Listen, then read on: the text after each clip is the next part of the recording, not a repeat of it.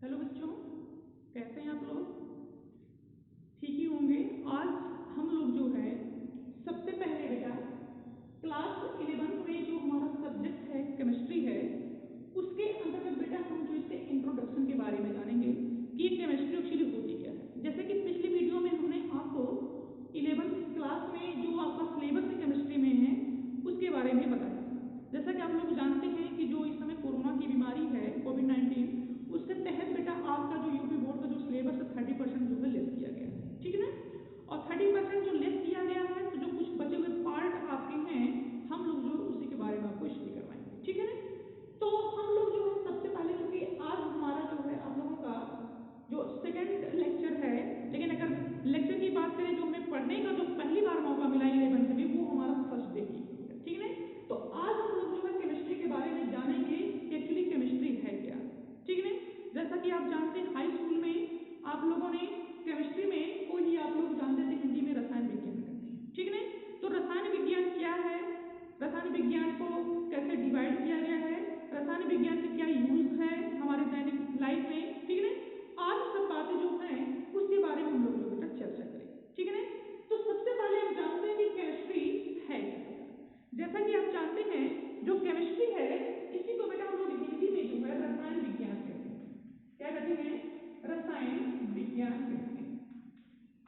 अब आप लोगों ने रसायन विज्ञान की जो डिफिनेशन है, जो परिभाषा है, आप लोगों ने बेटा 9th या हाई स्कूल में जो आप लोगों ने शायद पढ़ा भी होगा और आपने जाना भी होगा। लेकिन हम जो है स्टार्ट कर रहे हैं आपके बेसिक नॉलेज से, वो हमारा क्या है केमिस्ट्री का बेटा क्या है इंट्रोडक्शन, ठीक है।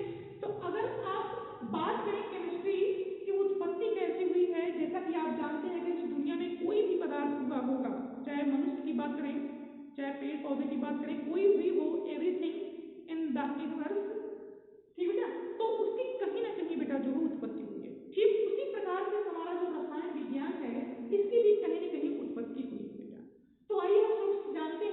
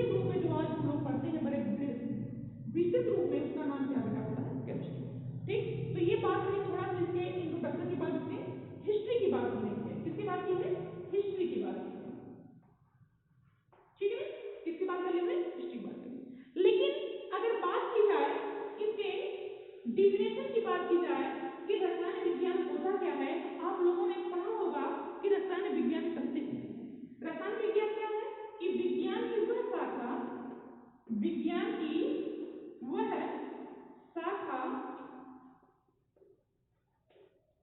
क्या लिखा बेटा हमने? विज्ञान की वह शाखा जिसके अंतर्गत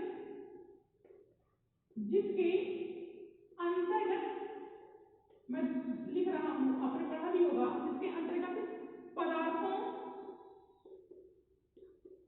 पदार्थों के गुणधर्म, ठीक, संगठन,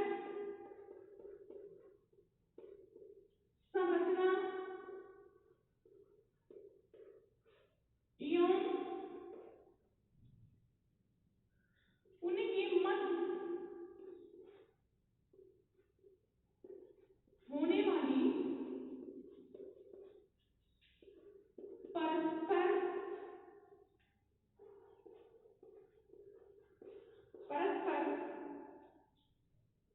अभिक्रियाओं का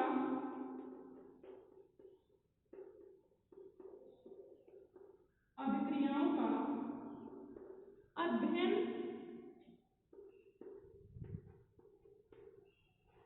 किया जाता है।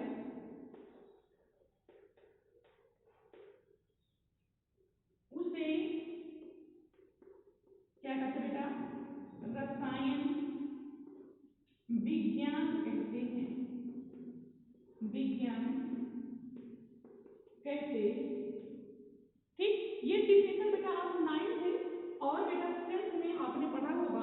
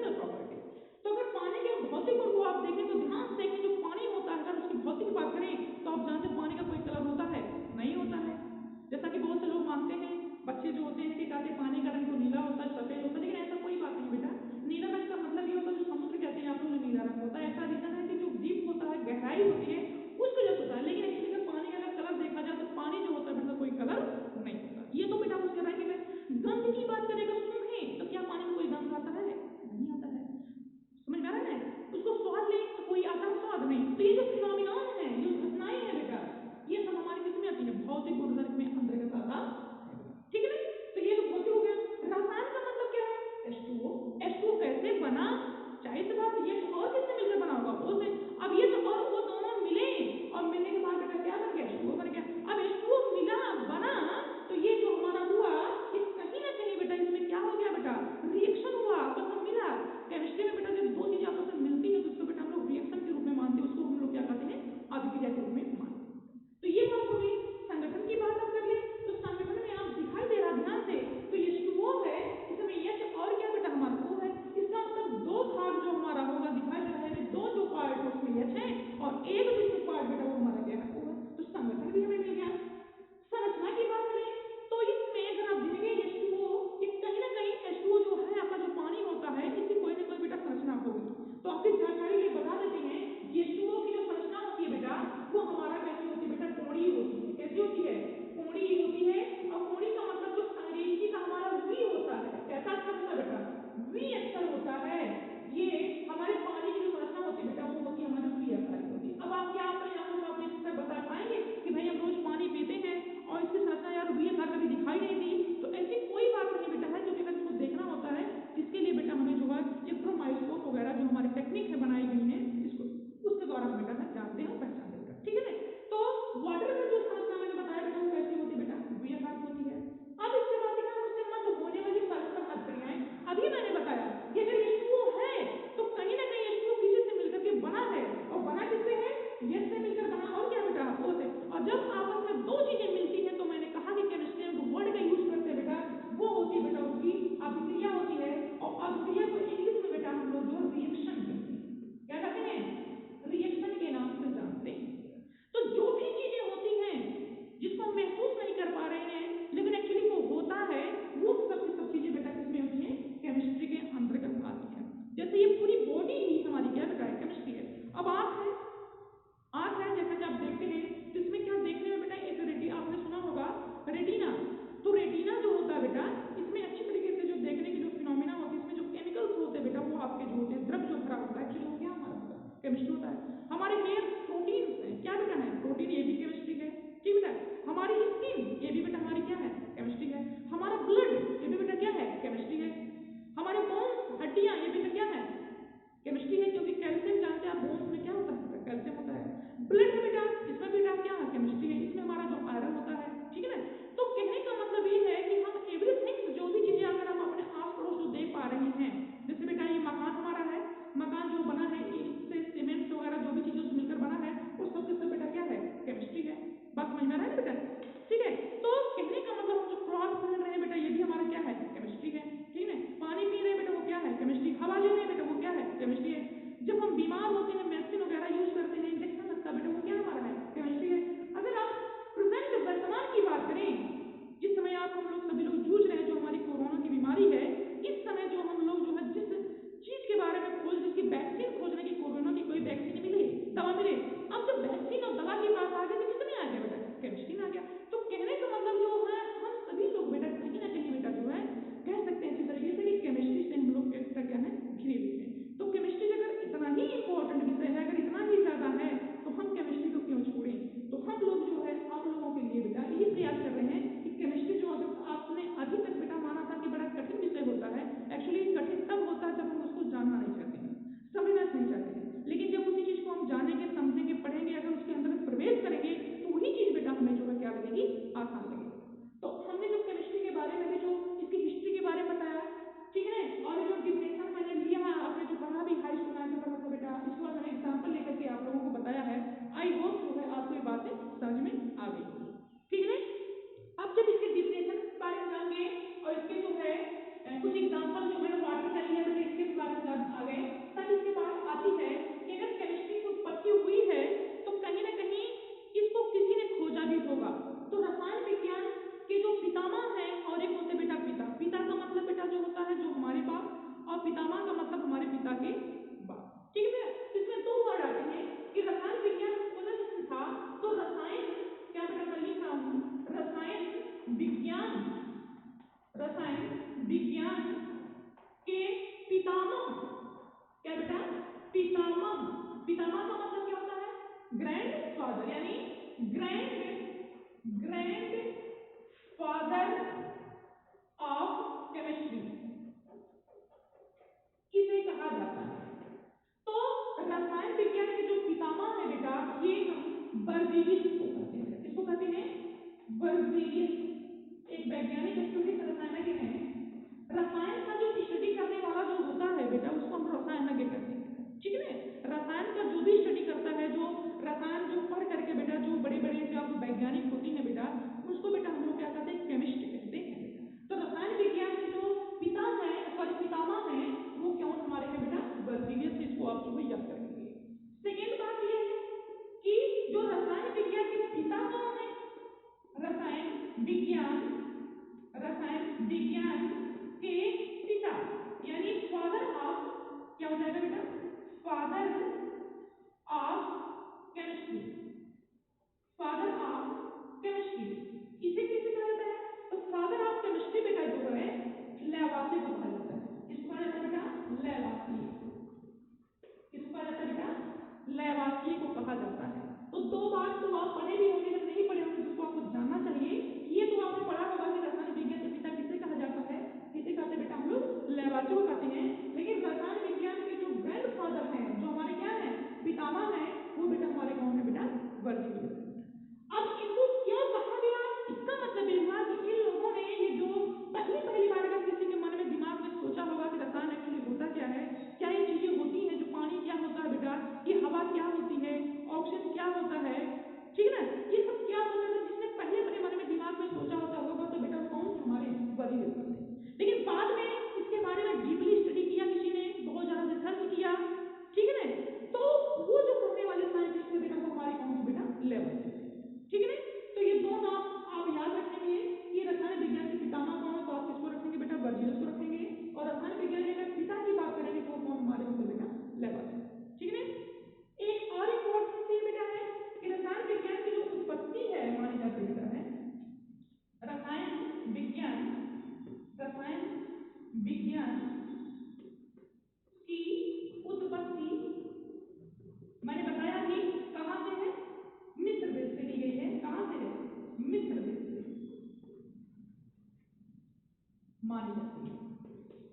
मानी जाती, इसको भी बेटा आप याद रखेंगे कि मिस्र देश की जो सॉरी बेटा रसायन विज्ञान की उत्पत्ति जो है कहां से है बेटा? मिस्र देश से मानी जाती है। ठीक है ना? कैसे मानी जाती है? मैंने इंट्रोडक्शन ग्रुप में आपको बताया कि रसायन विज्ञान का जो हिस्ट्री की बात अगर करें तो हमने जो है इसके बारे में भी जो बेटा स्टडी किया। ठीक है ना? तो हम लोगों ने कुछ आज जो है इसके बारे में सीखा कि रसायन विज्ञान क्या है, रसायन विज्ञान के डिफिनेशन कैसे हैं, पितामह कौन और पिता कौन है। ठीक है? अब इसके बाद आता है, जब रसायन विज्ञान के बारे में इतनी जानकारी प्राप्त कर लेते हैं तो जब अगर आप 11th में आते हैं तो रसायन विज्ञान को बेटा एक ब्रॉड स्तर पर पढ़ाया जाता है। तो वो ब्रॉड स्तर का मतलब क्या होता है बेटा? इसको आसानी के लिए हमें क्या किया जाता है बेटा? रसायन विज्ञान को बांटा गया है।